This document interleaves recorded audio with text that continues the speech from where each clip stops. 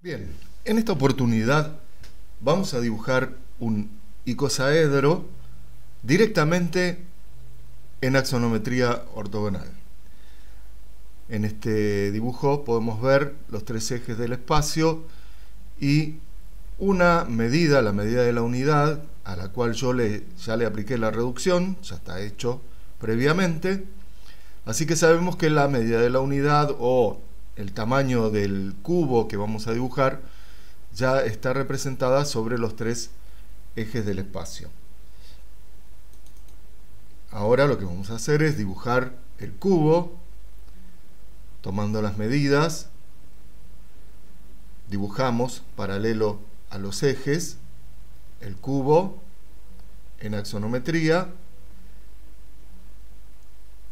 y una vez que lo dibujamos vamos a elegir uno de los lados que corresponda paralelo a los ejes. Podría ser este. No me conviene utilizar este porque estaría dibujando sobre el futuro dibujo. O sea, yo creo que es mejor utilizar este o este y alejar el trazado, o también este puede ser, o este como usé yo, y después alejar el trazado para que no quede superpuesto en el dibujo. Fíjense cómo lo voy a hacer. En este caso voy a extender un poco este lado de forma perpendicular al lado. Lo extiendo, puede ser en cualquier lugar, lo puedo poner más cerca, más lejos. La idea que siempre es paralelo al lado y perpendicular las proyecciones. Si lo hago sobre este lado, voy a utilizar el mismo método. Si lo hago en este lado, lo mismo. Si hago en este lado, lo mismo. Como les decía, no conviene hacerlo en otro. Bueno, podría ser en este lado y extenderlo para acá. Es indistinto donde se haga. Ahora, como en axonometría ortogonal todas las distancias son diferentes, a diferencia de la isométrica donde todas las medidas son iguales, acá esta es más larga que esta, como pueden apreciar. Bueno, vamos a continuar. Voy a dividir esto en sección áurea, para lo que vamos a tomar la mitad. Vamos a extender uno de los lados. Lo voy a acercar, que lo moví y ya no se ve. Es decir, tomo la mitad, como decía, con la medida de la mitad trazo una perpendicular y dibujo un triángulo rectángulo, ¿sí?, cuyos catetos están en relación 2:1. Voy a hacer centro en este punto y abatir el cateto menor sobre la hipotenusa, y después hago centro en este punto y abato esta medida que obtuve sobre el cateto mayor. Ahí tendría la medida que a mí me va a servir para dibujar los lados del icosaedro dentro de este cubo. También podría ser los rectángulos áureos, ¿no? Esta sería la medida corta y el total la medida larga de los rectángulos. Bien, ahora voy a trasladar centrado sobre este lado esta medida. Así que tomo la mitad y reparto la medida de este segmento. Hay varios trazados, ¿no?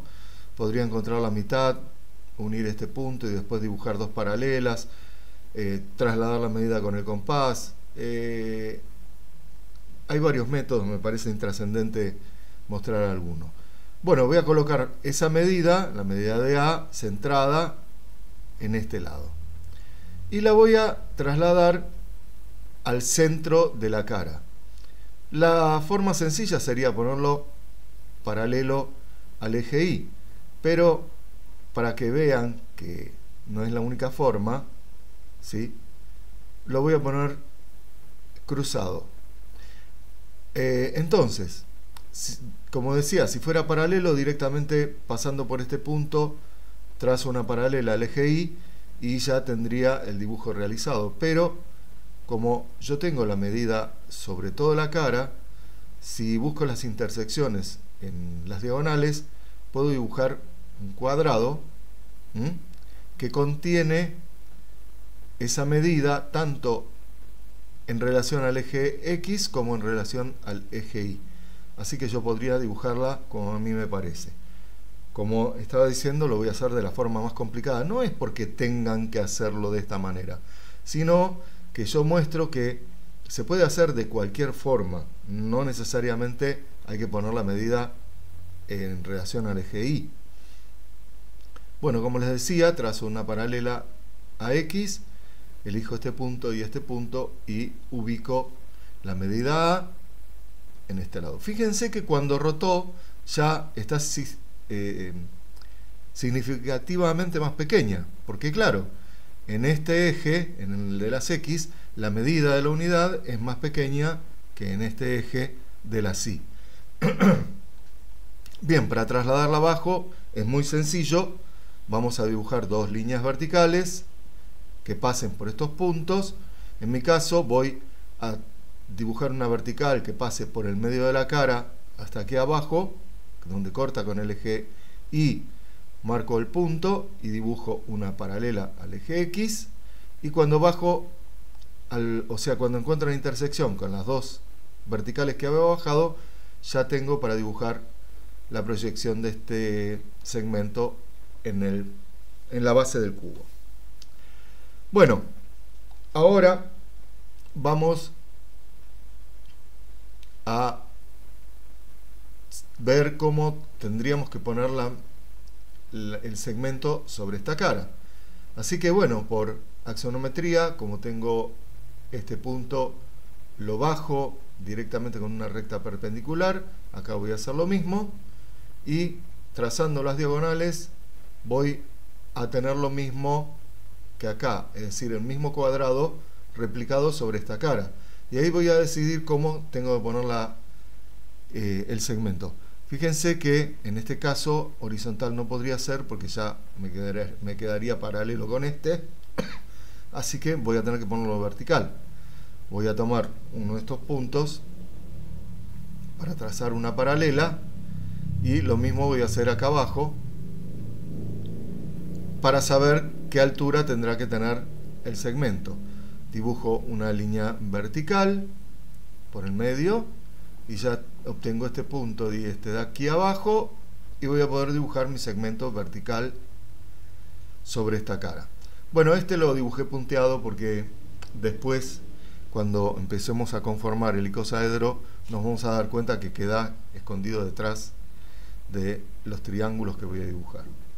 Bueno, ahora voy a dibujar en esta cara. Este dibujo es bastante más sencillo que el del dodecaedro. Voy a dibujar en esta cara al no tener puntos flotantes, ¿no? Porque todos los puntos de los triángulos del icosaedro están sobre las caras del hexaedro. Entonces, bueno, como les decía, tengo este punto y este. Vamos. Bueno, no, primero estaría trasladando esta medida a la parte de atrás. Así que estoy dibujando una paralela ahí, otra aquí abajo. Tomo esta intersección, una paralela más. Aquí subo una vertical. Y donde tengo las intersecciones de las proyecciones voy a tener el segmento sobre la cara posterior, que también voy a hacer en línea punteada, porque después me queda oculto. Ahora sí vamos a dibujarlo sobre esta cara. Tendría que estar en posición horizontal, ¿verdad? Para tener todas las posibilidades repartidas en las caras. Así que bajo desde este punto y una vertical. Después la mitad la voy a trasladar desde este punto porque ya tengo la mitad de la cara. Trazo una paralela, busco esta intersección, dibujo una paralela ahí, y ya tengo acá, en este punto y en este de acá, la posibilidad de colocar el segmento horizontal. Sí, yo lo puedo leer como rectángulos áureos, ¿no? Esto puede ser un rectángulo áureo. Este de aquí puede ser otro rectángulo áureo. ¿Sí? Y por último, este que estoy dibujando ahora, que estará de forma horizontal, es un rectángulo áureo. Voy a trasladar esta misma medida a la cara posterior.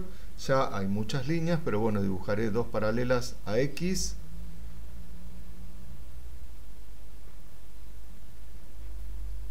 Y ahora voy a trazar, tendría que trazar el medio también allá. Con estas, tengo estas verticales, así que directamente con estas dos verticales y la que acabo de proyectar, tengo los puntos. Y ahí puedo trazar el segmento sobre la cara de atrás. Muy bien, como se llenó de líneas, me hice un botoncito que las quita.